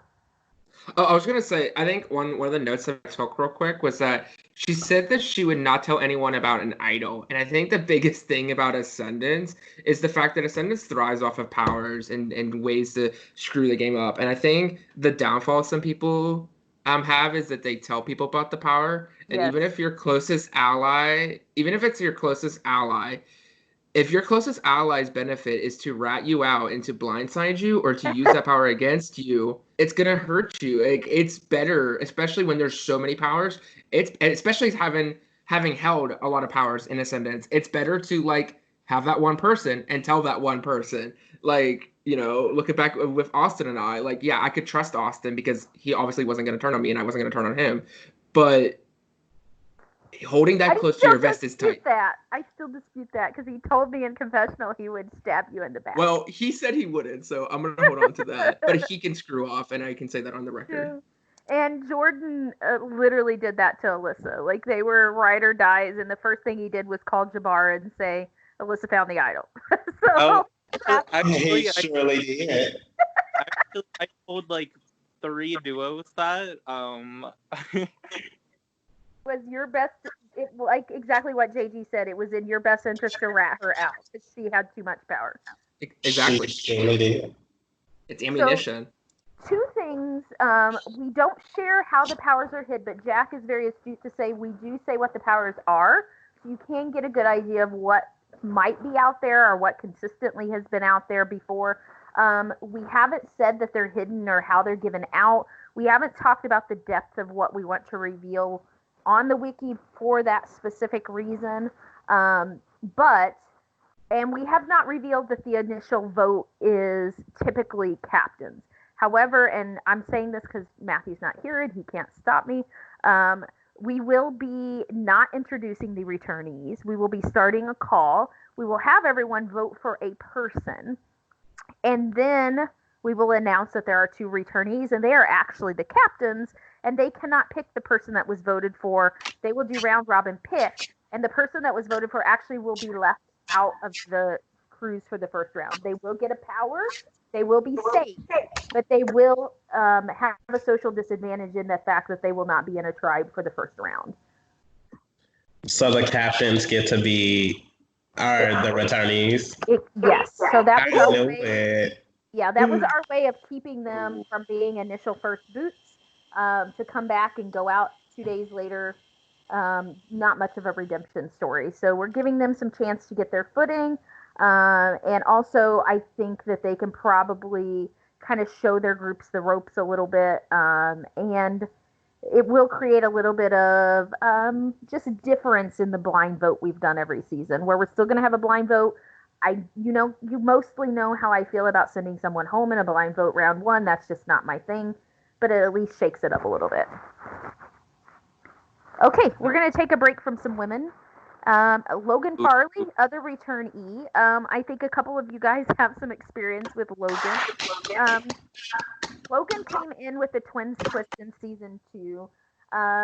Jess McKenzie picked up on it really quickly, especially when Patrick shaved for their sister's wedding, and they ended up on a tribe together, on call together, looking obviously like twins. So they got outed pretty quickly. Logan was in a much better position. He was much better connected. Patrick played very much under the radar, hands off, until Logan went home. And then Logan got the boot just because he got swap fucked, basically. They wanted to take Patrick out, but Patrick's team won, so Logan got the shaft. Then he comes back in season 4 with a significant other, and by no choice of his own, had to step from the game. He actually did not want to step from the game, but we couldn't convince Brandon to stick around. Even with forfeiting, we didn't feel like it was fair to the other tribes to have someone in a duo on their group that wasn't participating in the challenges. So Logan's gotten bit twice because he's had to play with people very close to him. So we wanted to give him a shot to play on his own. He's very charismatic.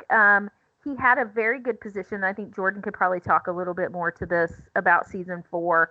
But he also does a lot of his communication outside of Skype. So we only hear some of his social position secondhand. But he definitely plays a social game. But when it's time to vote, he makes sure his voice is heard. So he does have some of that strategic edge. With one brother winning and one brother coming in second place, I know he has a burning desire to win, unlike most Ascendance players. So I'm anxious to see how he does. JG? Yeah, Logan is Logan's interesting. I played with Logan in season 2. And Logan definitely was seen as the bigger threat. And I think that could be possibly a issue here, as being, even though he's not paired with the other returnee, it's kind of like a pair, sort of, because there's 2 of them, kind of. I really hope that doesn't happen for his sake. I really would hate for that to happen, because that's the exact opposite reason of why we have him here in the season. I'm really excited. I think he has the most compelling story going into this, like, to really see if he can play his own game and really dynamically change things up and do well. I think the one thing I remember so much with playing with Logan was that he was stubborn. I remember Austin and I coming with him to make an alliance to change things up, and he just wouldn't have it. And then he ended up being eliminated the next round or so. And so I think if stubbornness is still one of his downfalls, then that could hurt him in this game, especially with a lot of loud personalities who are going to do whatever they want when they want. If he's going to be stubborn, wanting to do what he wants, it might just cost him his game. Both Jordan and Jabbar also played with him in season 4. If they have any thoughts, I think that he's like super level-headed. I think that'll be really good for him. He's played twice, well, like 1.5 times ish. But like he, I feel like he knows to do at this point. I think that he's going to do really well. He is a super likable guy. overall. If he's anything like his brothers, he's going to be competitive this time, and I think that that's going to be a good thing for him because he won't want to lose. So yeah. I mean, if there's anybody who's ever been like Ascendant's royalty, it's the fucking Farley family. And I think that, and it was very interesting because I remember somebody saying after season 4 ended that Logan, both times that Logan's played, he's kind of like not necessarily been anchored, but he's played in 2 seasons where he wasn't alone, whether it was with his twin or like his significant other. This is like his first time, I guess, even though JG had mentioned that like he is playing with one other attorney. I guess this is like his official chance to show what he has. So I'm really excited to see him play, especially because if he did not get pulled from the game when him and Brandon did, I think that me and Regan probably could have went home that round. So, you know, I don't think that he was going home anytime soon, at least in season 4. So I am very intrigued to see what happens with him this season.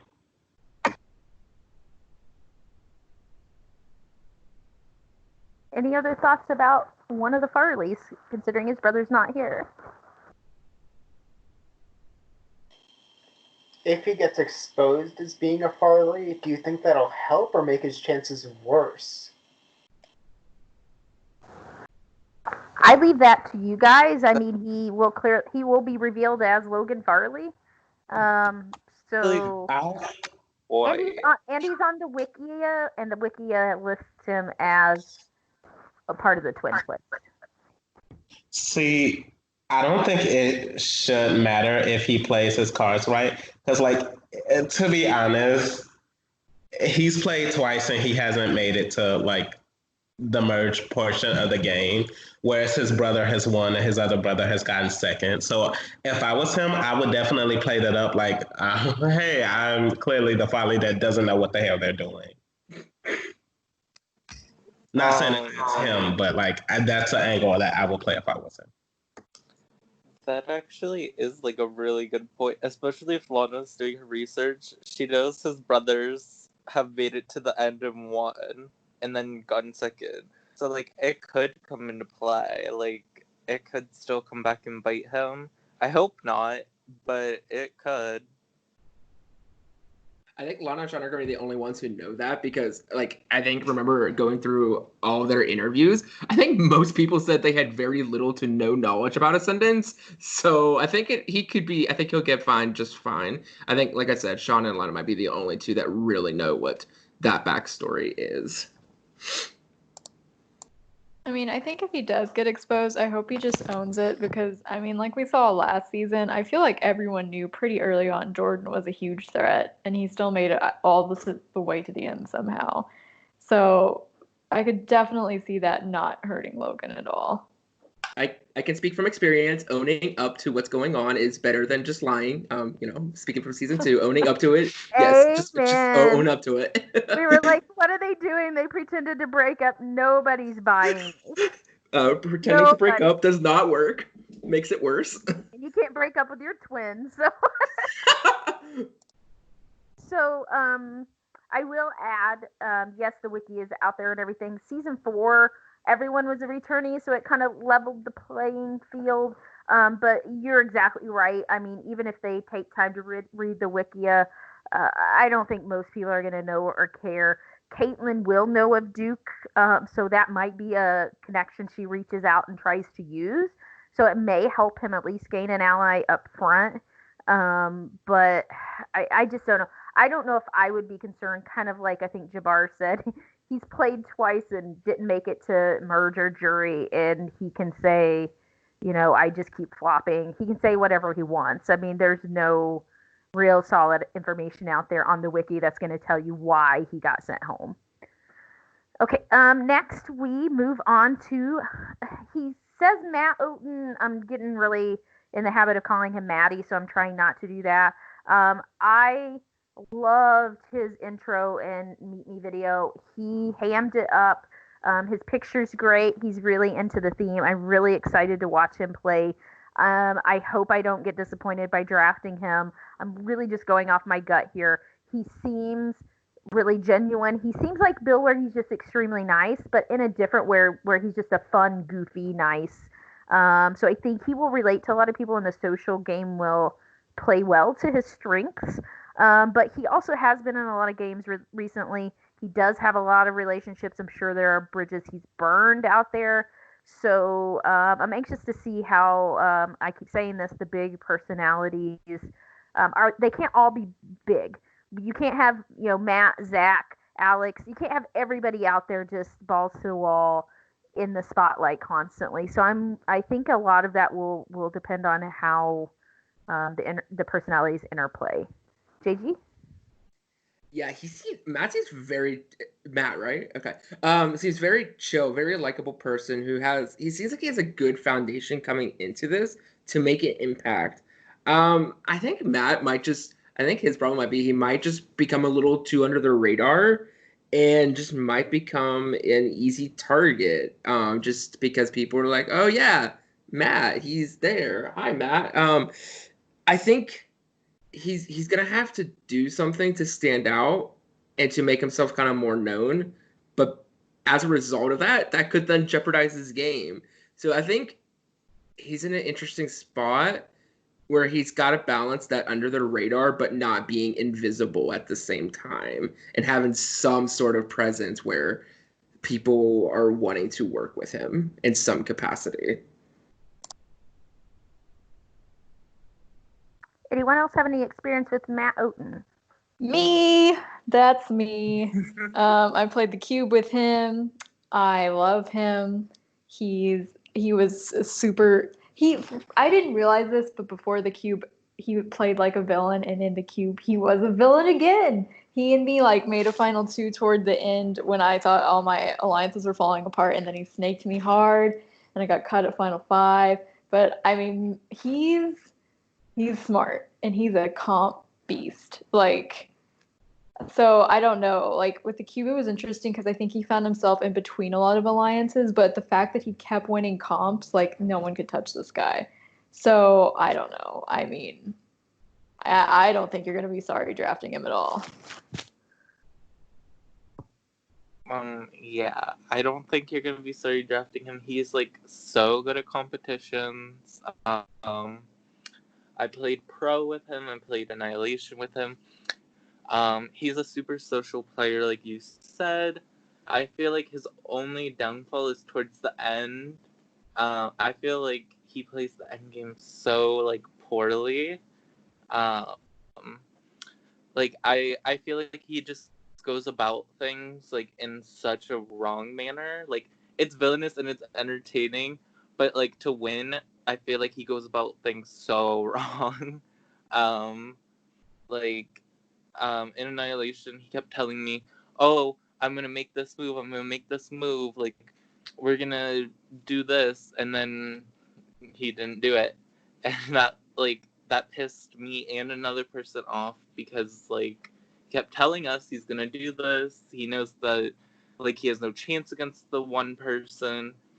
But I feel like before that he'll play the game really well, and I hope that he plays a villain role because like villains have more fun.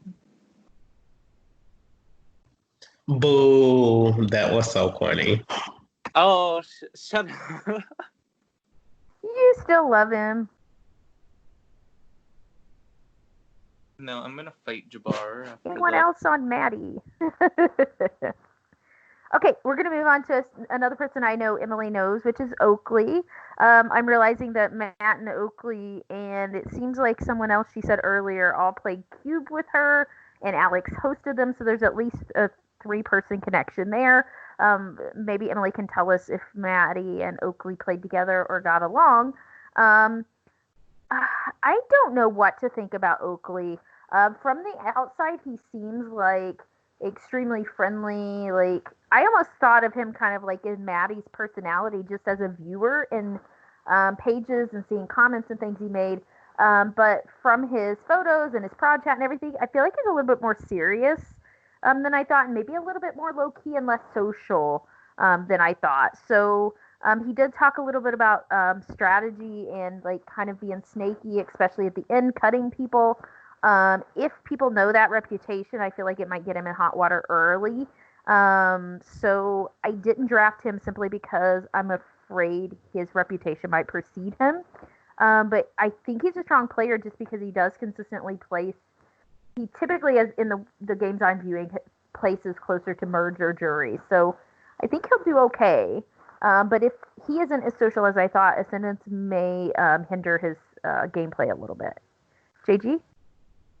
Oh my goodness. Oakley, okay, so Oakley is like one of my best friends. I love Oakley to death. And I always give him a hard time because it really comes off that he doesn't care, but he cares so much about the games that he plays. And he is very strategic.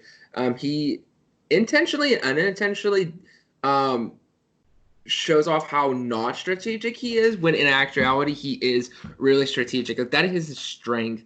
And I think that that's something that could be kind of forgotten in Ascendance because Ascendance, I think, focuses a lot on the social aspect of the game because of constantly things changing and, you know, having to have those relationships. And I think Oakley, having seen some of the games, some big games that he's played and where he's dominated, getting to almost the end in each of them, he has what it takes.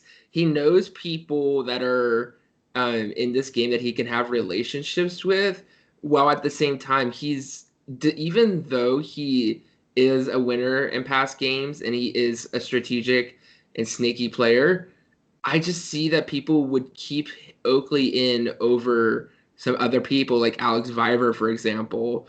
I think I think Oakley is really gonna shock people, and I think as long as he doesn't, as long as he doesn't get confrontational and blow up with someone, like I think he will end up doing, unfortunately, I think Oakley is gonna be sitting in the finale. I'm probably a little biased being close to him, but I know how dangerous he is, and I know how people underestimate him, and people are like, "Wow, I should have taken Oakley out. Oh, there he is at final two. Oh, there it is. I'm voting for him to win." And I think that this could happen this season.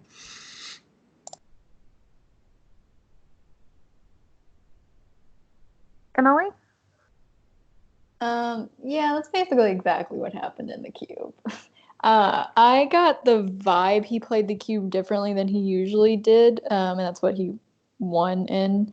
I don't know if he's won other games. I assume he has, but um, he's so interesting. Like, because yeah, I did get the vibe he wasn't very social, and that he usually was social, but for some reason in this game he wasn't.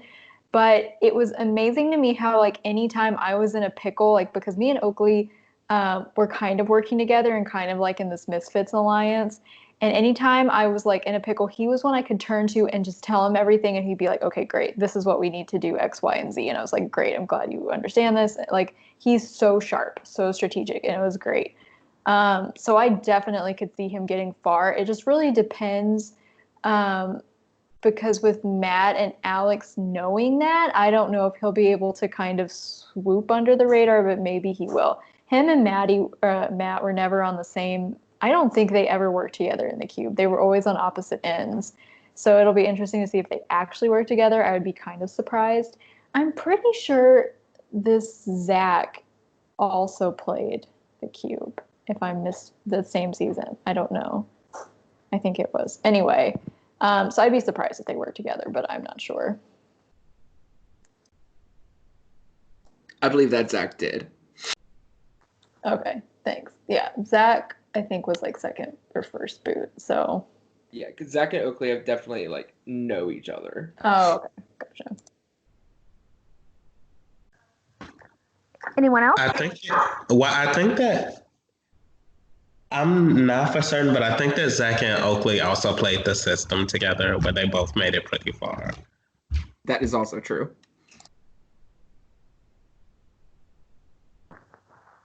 Okay, next person, Sean Darrow.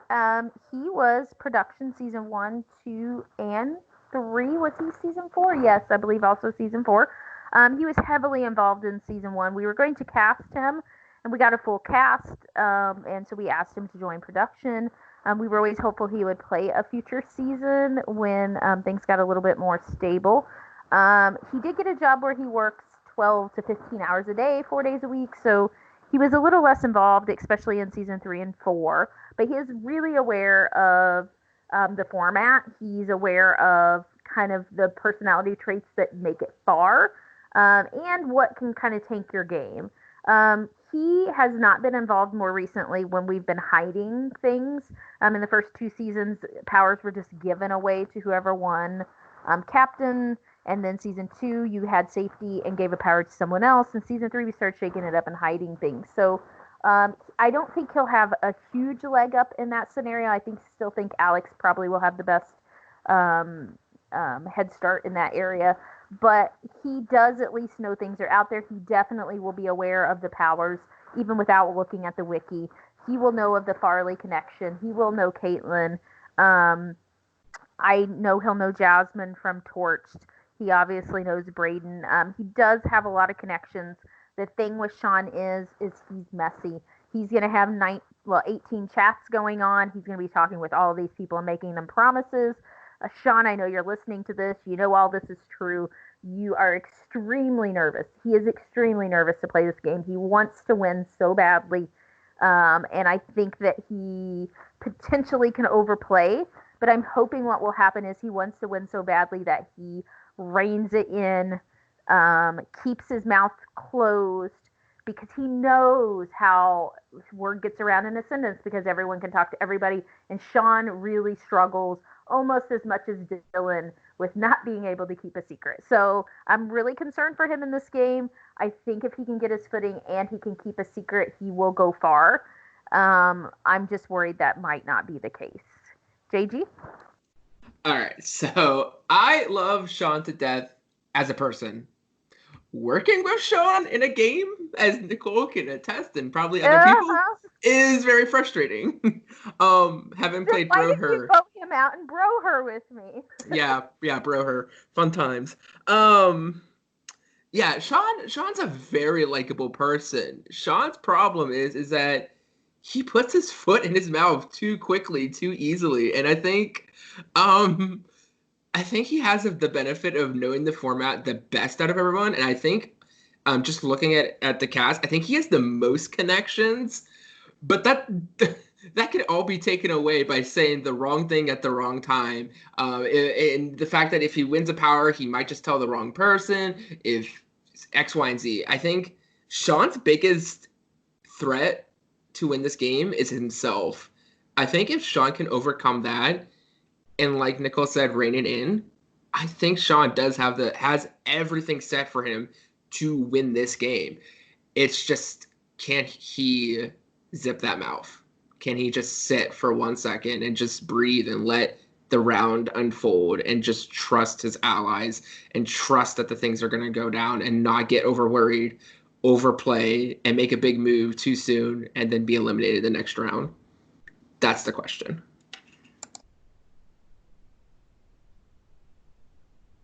Other thoughts? Yeah. I think that we're talking about Sean, right? Okay. So I zoned out for a second. So I think that it always scares me when someone goes from production to a player in the same freaking series, only because you come into this possibly thinking that you understand the game and the format, which you do, but the one thing that isn't the same are the people who are playing it. So like if you go in there with any preconceived notions as to how things may work, it can quickly backfire. So like if he comes in with an open mind on anything and everything, then I think it'll work out for him. But if he comes in there with a preconceived notion of what Ascendance is and how it should be played, then I think that it's going to backfire on him. But I do think that if anybody has the best advantage in finding things, it's definitely going to be him, because he probably knows how production handles those type of things in terms of like finding advantages and like things like that. Jabbar, if you're gonna call me out, just use my name. I'm not saying anything. But yeah, being on production and then moving to a player, is both a very big benefit and a very big deficit. I was and kind of still am, but not directly at the moment. It's an awkward, complicated situation for Taze. So I was production for the entirety of season 2, so I knew who they had powers and everything. But that did not translate at all. So if he keeps an open mind and says, it's not the same game, it's not the same twist, just look at how the game is and adapt and shut the fuck up about being a host. Don't talk about that. It can work out really well, but if he starts flaunting that he's a host, it gets rocky very fast. It didn't go well.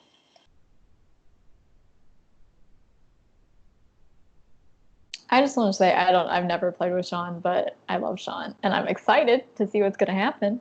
That's it. I'm so nervous. If he's first boot, I might cry. Okay. Moving on. Tulsi Bot. I love Tulsi. I am in the Viewers Lounge of Power playing. I was really a fan of her and Muna at the beginning. Muna's tribe actively threw a live challenge to her face to vote her out. And when Muna had the chance to try to complete the competition, she kind of opted out, and I could see she kind of had a defeated spirit. But when Tulsi was targeted the same round, she actually was in a twist where two tribes voted someone out, but then it was disclosed afterwards that the middle place tribe actually wasn't sending anyone home. So she got the message mid-game that her tribe was out to get her without actually going home. And that kind of fueled Tulsi's fire to rearrange her game and try to scramble. So in the swap, she actually got her footing and got it probably 3 or 4, maybe even 5 rounds further down the line when she literally had been a target for several rounds. So I reached out to her to have her apply just because I really respected the scramble. She didn't get defeated. I mean, she did take her time to say, this really sucks. What am I doing wrong? I thought I was in a good position. But she repositioned herself. She didn't show that she was shaken. She didn't show any negativity towards anyone. And she really was able to rebuild some relationships. And I think she learned a whole lot from that game. So I think she's really social. I think she's really going to. I don't know if anyone knows Ikra. I think probably at least Jabbar does from Double Cross. Yes. She reminds me a lot of Ikra, maybe a little bit less high energy and a little bit less transparent. Ikra is a little bit transparent when she's not wanting to give you information, but Tulsi very much reminds me of her energy, of Ikra's energy. And I think people are drawn to Ikra, and I think people are going to be drawn to Tulsi as well because she really just kind of has that personality where you feel comfortable.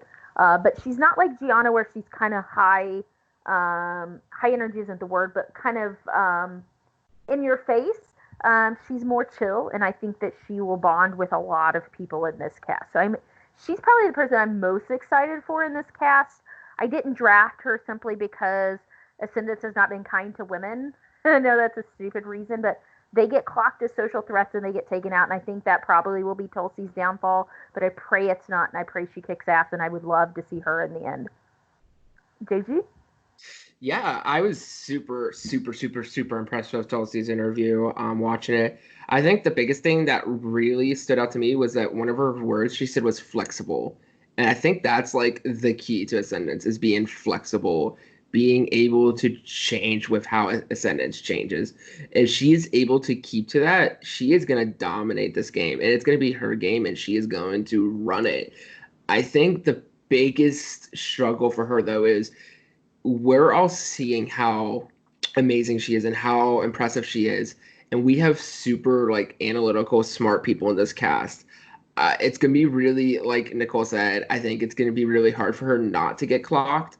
And then it's to see if she can make this hustle happen where she can save herself and get herself into the final stages.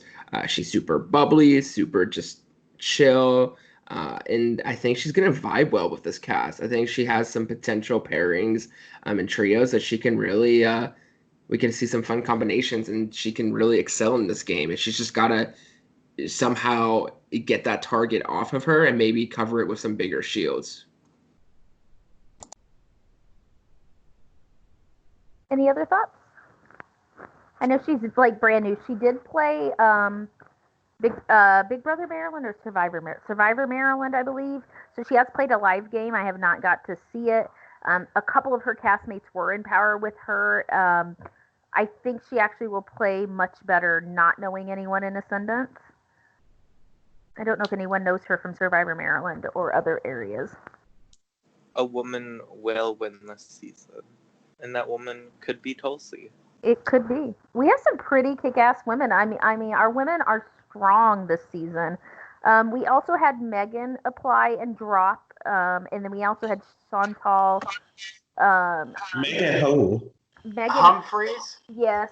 Bye. No. Okay, you're gonna have to restart the season. That's unacceptable. I'm telling you that's unacceptable. Megan twice has applied, twice has been accepted, and twice has bailed the day that materials were due. So she was supposed to be in season 1. She was supposed to be in season 4. She actually forgot she applied for season 1 and bailed. So she also had a lot of connections. So because she bailed, I felt more comfortable having the Blake Grace connection. Also, we had Chantal as our alternate. That way we wouldn't lose a woman if a woman bailed. But Chantal declined to be an alternate and said she preferred to be first chosen. She'll apply in a future season. So we ended up losing a woman, but we still have extremely, extremely strong women this season. Which brings me to, I think, our final person, Zach Dudley, who is not a woman, but he is a strong personality. I think it's very, very interesting because Duke, and he's not here to comment on this, but Duke said, I don't know Zach as well as you. I know he's one of your personal friends, on and on and on. And I said, why are you saying that? And he said, you know each other, right? And I said, we absolutely do not. Why? And he said, you sounded like best friends in your interview, which tells me Zach is maybe the male version of me that can just bullshit and kind of walk into a relationship and kind of feed the person's need in the conversation. And I think that's powerful. But I also think that Zach definitely wants to be kind of recognized and kind of have kind of a modicum of maybe notoriety or respect, which is something I do not have. I think that might bite him in this game because in Ascendance, and I think Jabbar will attest to this, early in the season, you do not want to be known. You don't want to be the person seen as doing things and making the moves. And I think Zach probably will have a hard time reining that in. I don't know a lot about his game style other than just the personality he comes off. I think he's going to want everyone to like him, and I think he's going to want to make those big moves. And in Ascendance, where you can never be comfortable on your group because your group's different, I think that's going to be a hard game plan for him. Hopefully someone else has more personal experience with him, though. JG? Yeah, Zach Dudley, he's an interesting one. He's a very loud, if not one of the loudest voices I think we have this season. Very out there, very aggressive. He does have some key relationships that will really help him, though, to allow him to get, I think, decently far in this game. But it's that constant thing. It's like, can you just dial it back a little bit? And I don't see Zach being able to do that. I think we're going to get to see some of the craziest best fights this season. I think Zach's going to be in most of them. I want Zach to do well because I do like Zach as a person, and I think Zach can play a decent game. But with the possibility of a lot of fireworks and explosiveness happening this season, it would not shock me if Zach is in the center of most of them.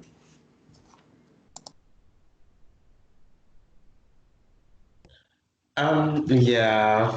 Zach, in terms of the game, Zach's probably going to play a really solid, good game for about maybe the first 4 or 5 rounds, and then he's probably going to get clocked. I don't know what it is about Zach, but he starts off games really, really well, but it's like as time progresses and the game evolves around him, like he usually suffers an untimely fate. Um, but I think that, well, that's not fair to say because sometimes he really does go far and things like that. But I've seen him in a lot of games where, he starts off really strong and he gets picked off right before merge or something along the lines of that. With that being said, I know that Zach, Grace, and Blake all recently played an org together, and Blake and Grace were like inseparable allies. Grace even gave immunity to Blake when he was supposed to be getting voted out. But on the other side of that was Zach, where they weren't really on the same side as Zach. So it seems like Zach is coming into this game with a lot of familiar faces because he's played so many of these. And maybe less might be more. Maybe he may get in trouble because so many people know his face around, the scene. So only time will tell. That is interesting you bring up that he played a game with them but wasn't working with them because I don't remember if he was first or second boot in the cube that I played, but he was like a boot because he kept, I think he was the first one to start pushing a name, and then everyone was like, I think just in that season, a lot of us were like, wait, like, why are you pushing? I think he's pushing Dylan Andrews' name. I don't remember who it was, but everyone. I mean, that's fair. That's a fair name to put. Girl.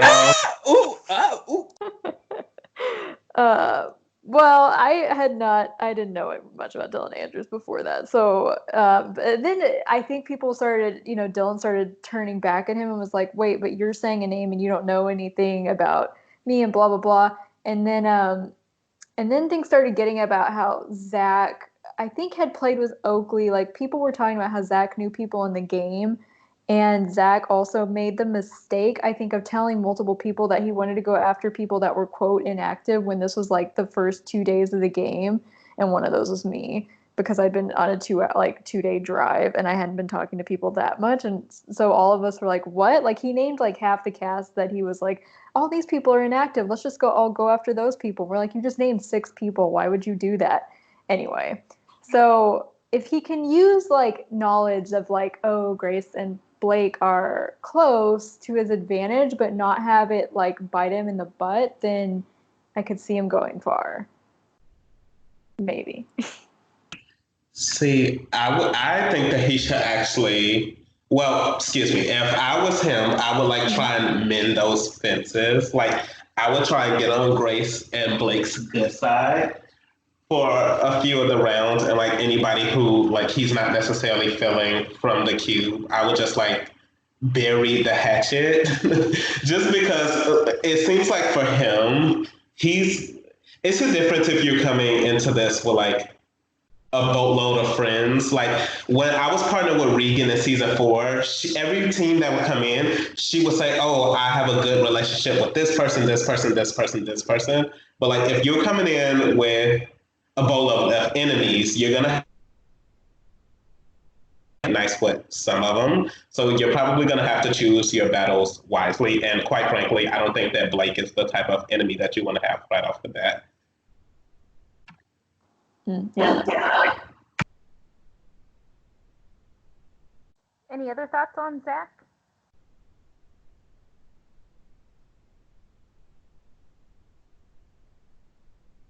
Okay, I'm going to give a last chance since people have been coming and going, which is perfectly fine. Any chance to say your thoughts on anyone that you missed? Somebody we may have talked about before we got on, something you thought of that you didn't get to say. Anybody have any thoughts in general about a specific cast member? Oh, Alex Diver's gonna slay. He's gonna snap. I believe in him. So I'm gonna admit it now because I don't know what type of drug I was on, but for probably like a good month, I don't know why, but I thought Matt was both Matt Odin and Matthew Papa were the same person. That's it. That is the entire thing. I don't know why. Blinks. Were you excited that it was Matthew Papa or disappointed that it wasn't Matthew Odin? I was more confused because I saw him and I was like, wait, he's on production. What the fuck is happening? I kicked him off just to cast him. Dylan, any thoughts on anybody in the cast this season? I know you didn't get to say much. Go Caitlin. Any thoughts from Caitlin, from you and Jordan now that you've hosted with her and almost saw her win your game? Honestly, you want me to go first or you? Oh no, I already went. I thought she was asking me. I didn't even know you were here. Honestly, I feel like whenever I see her in games, she kind of does horrible, except for when I hosted her. So I don't know how she'll do, but what did she do in Meme Islands to get in such a good position? In brief, she kind of like hid behind another like a huge threat to where like that person was always going to be targeted before her, and she was in a duo with that person. So like she didn't really have anything to worry about because that person would always be targeted before her.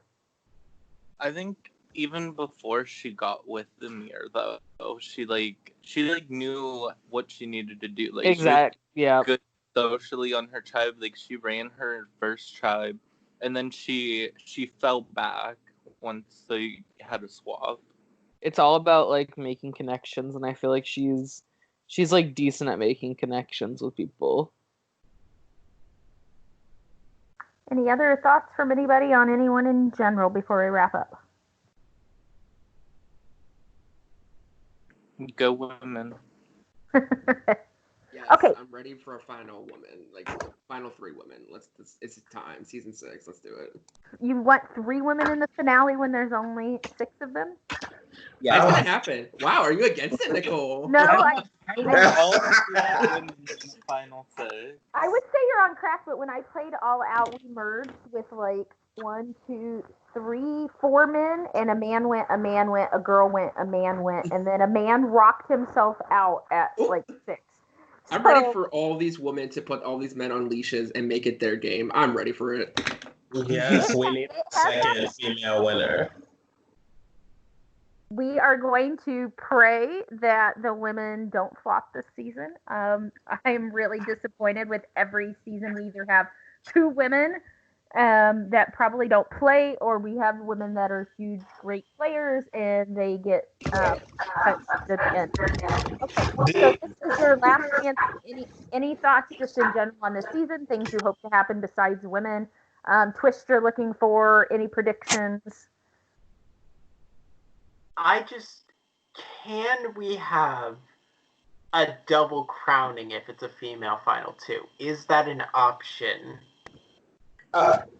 No. If Matthew was here, he'd be like, yeah, women slay. And I'm like, yeah, no, they ain't nothing special. Hate to tell you. Will the lounge have part of the final vote?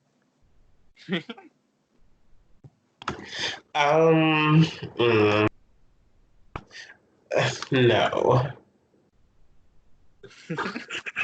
No, because Vicky probably would have won. I'm just ready for a fun season. Like, I think this season just has so much potential.